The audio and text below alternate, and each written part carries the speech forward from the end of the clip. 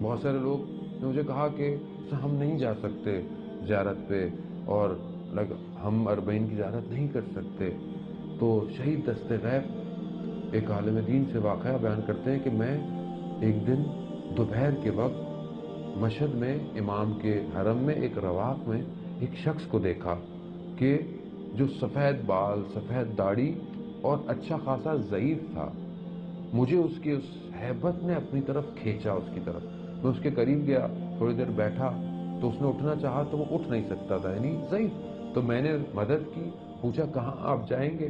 تو کہا فلانے مدرسے میں رہتا ہوں۔ کہہ رہا میں وہاں لے گیا، ٹھہرایا، کہتا اس شخص کی گفتگو، اس شخص کے ساتھ مجھے اتنا شیفتہ ہو گیا کہ میں ہر روز اس سے ملنے جاتا۔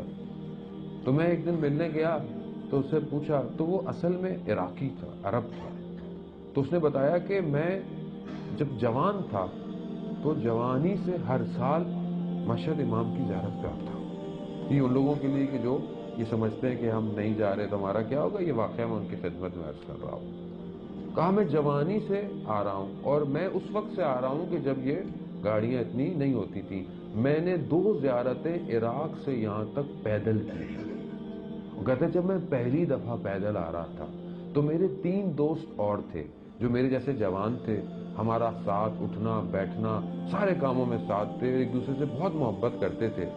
وہ مجھے شہر تک چند قدم چلے میرے ساتھ، اور انہوں نے کہا کہ دیکھو ہم نہیں آ سکتے لیکن تم جا رہے ہو، لیکن ہماری طرف سے امام کو ہمارا سلام ضرور دینا۔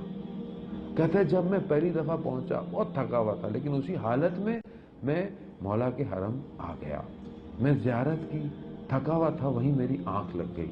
تو میں نے کیا دیکھا عالم رویا میں کہ امام خود ایک ایک زائر کے پاس جا رہے ہیں اور ان کو کچھ دے رہے ہیں۔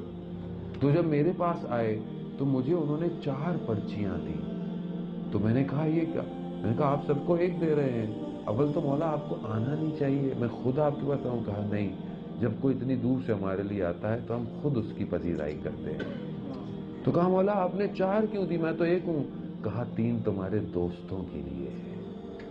اور کہا جب میں نے اس پرچی کو کھولا تو اس پہ کیا لکھا ہوا تھا؟ اس پہ لکھا ہوا تھا کہ جہنم کی نجات سے امان ہے، حساب اعمال سے امان ہے، سب کچھ کیوں؟ کیونکہ میں ابن رسول اللہ ہوں، میں رسول کی اولاد میں سے ہوں۔ یعنی ایک گارنٹی تھی کہ تمہیں کوئی مشکل نہیں ہوگی، اور ان کے لیے بھی کہ جنہوں نے سلام بھجوایا تھا۔ عزیزان محترم، اگر ہم نہیں جا سکتے تو جو جا رہا ہے اسے یہ کہہ دیں کہ ہماری طرف سے بھی نائب زیار کرنا، ہماری نیابت میں زیارت کرنا، ہماری نیابت میں ہمارا سلام امام کو پہنچا دینا۔